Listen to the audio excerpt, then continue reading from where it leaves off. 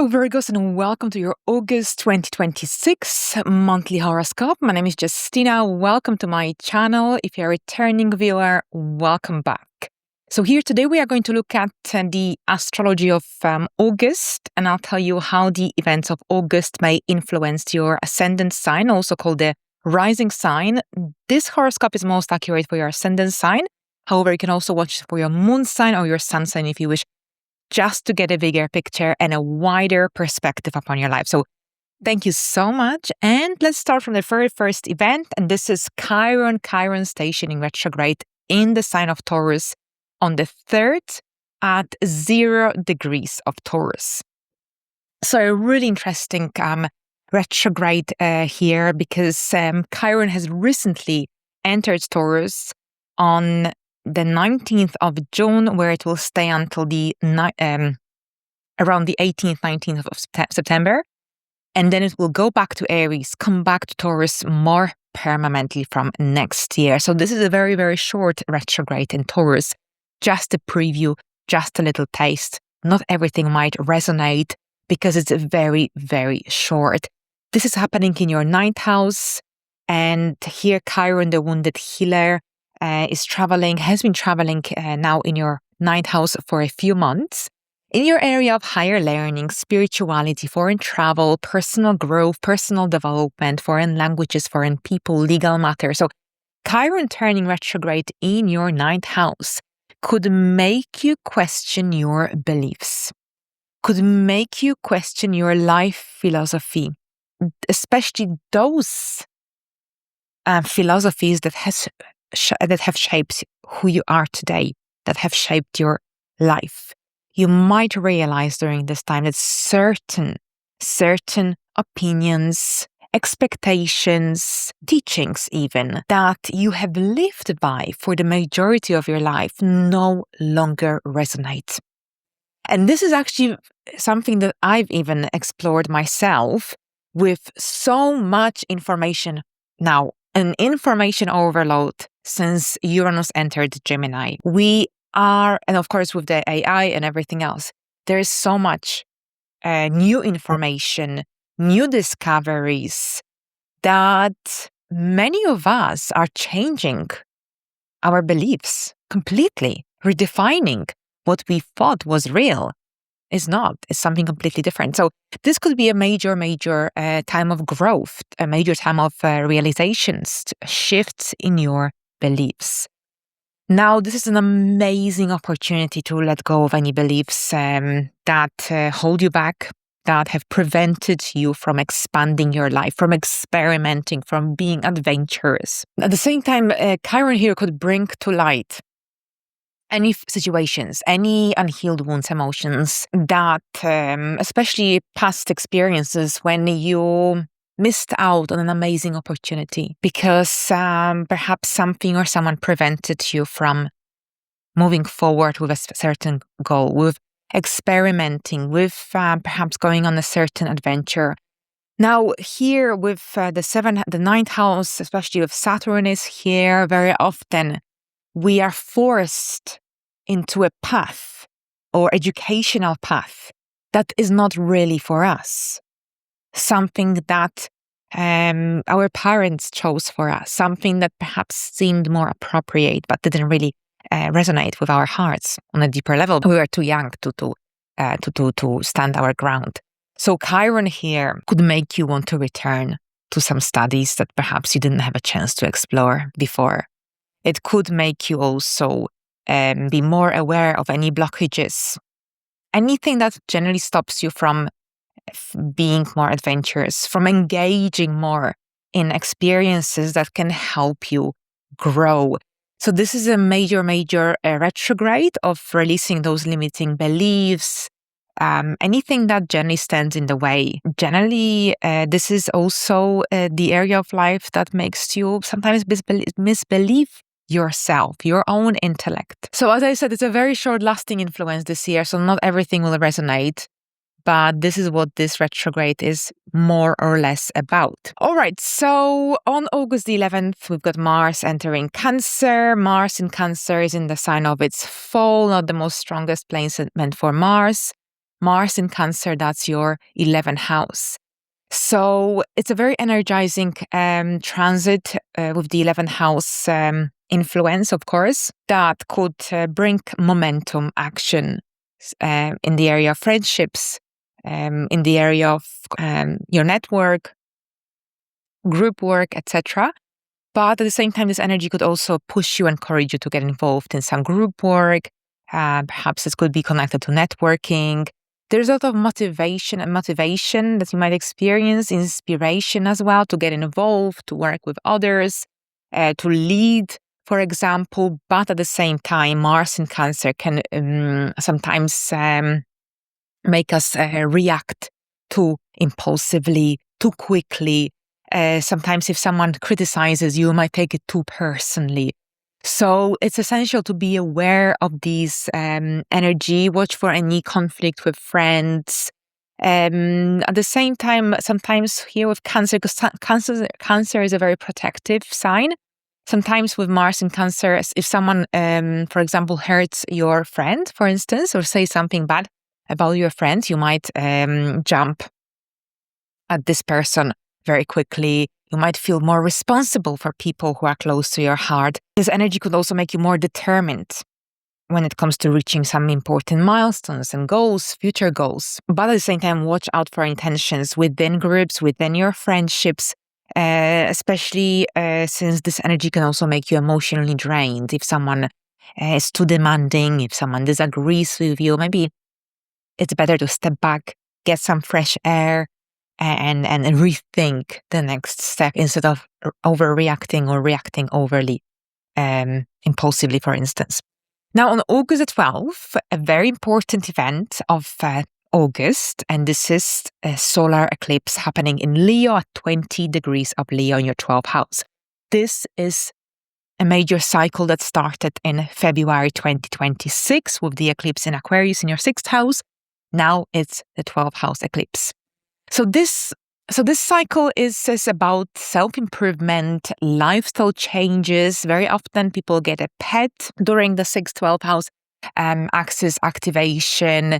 There's a greater focus on eating healthier, on a cleaner, healthier, more balanced diet. With the 12th house energies, we become more aware of any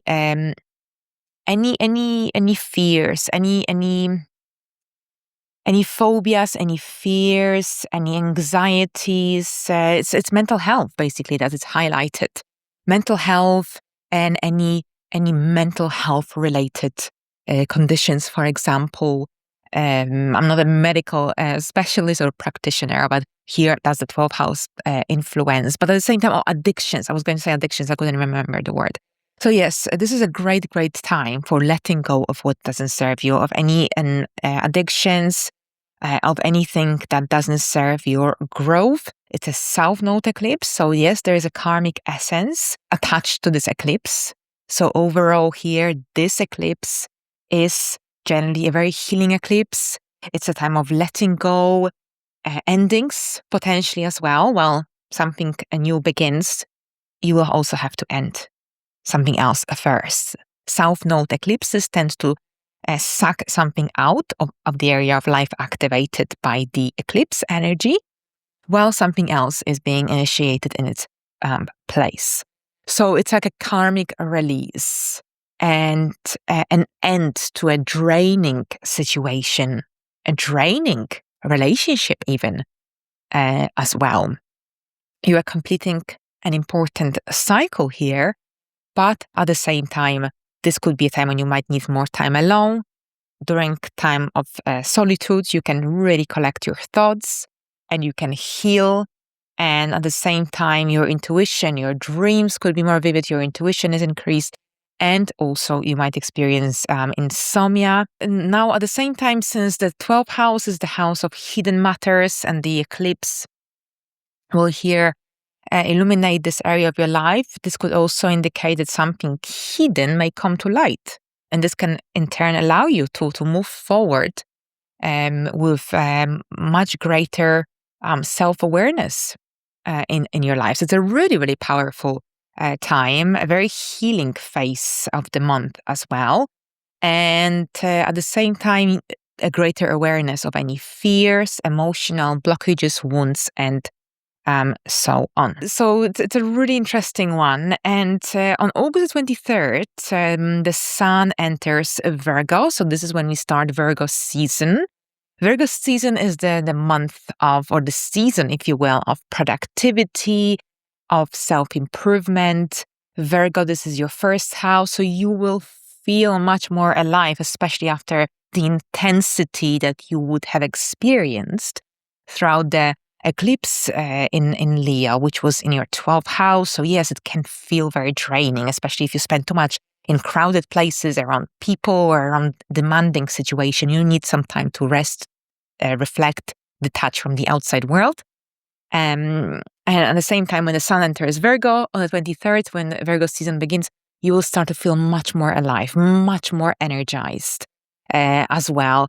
An excellent time for setting new intentions, for generally focusing on yourself, self-improvement. Don't be afraid to focus on yourself. It's okay. This is your season. And this is a brand new beginning of a new cycle. In numerology, this is the beginning of a new numerology year. And an excellent time for setting intentions. You feel more alive, you feel more energized as well.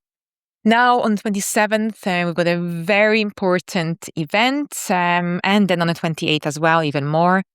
So the 27th, this is Mercury and the Sun Cazimi at 4 degrees of Virgo in your first house. So definitely keep this in mind.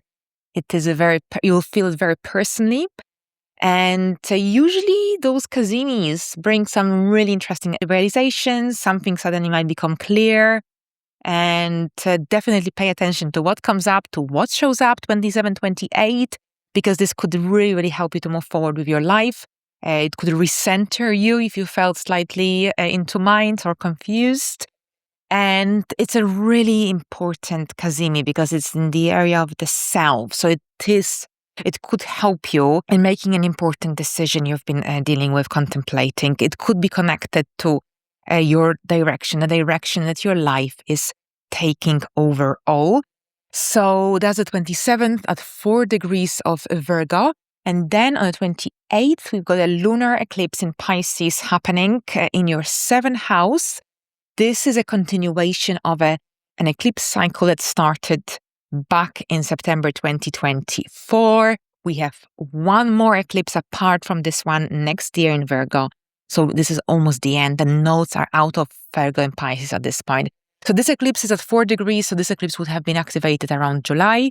So it could be about the situation that you have dealt with briefly in July. Now it's coming up to the surface. It could be a continuation of a story that started around July. So this will depend on your circumstances. This is generally in the relationships. I know for many Virgos, there have been lots of changes in the relationships, good and bad.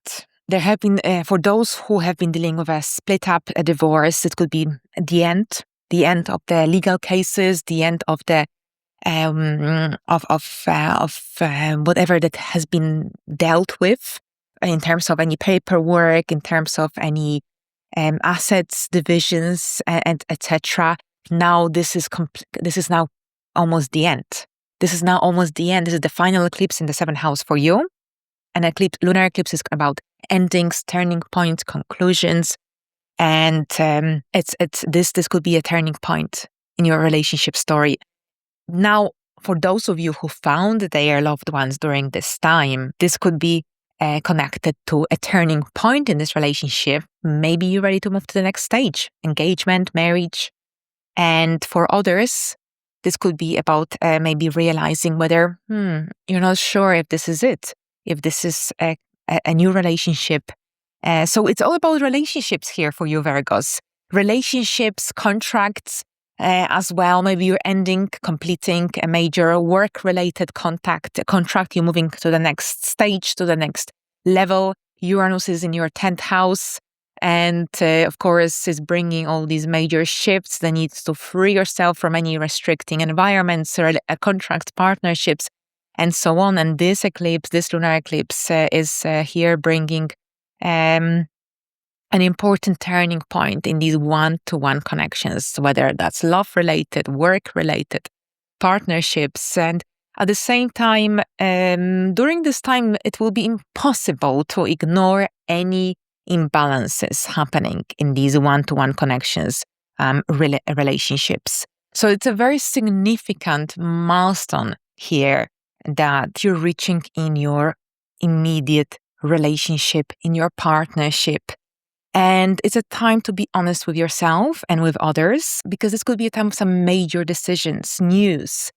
But at the same time, it's an opportunity for finding more balance. So try to avoid making any assumptions around this time. Communicate as clearly as you can.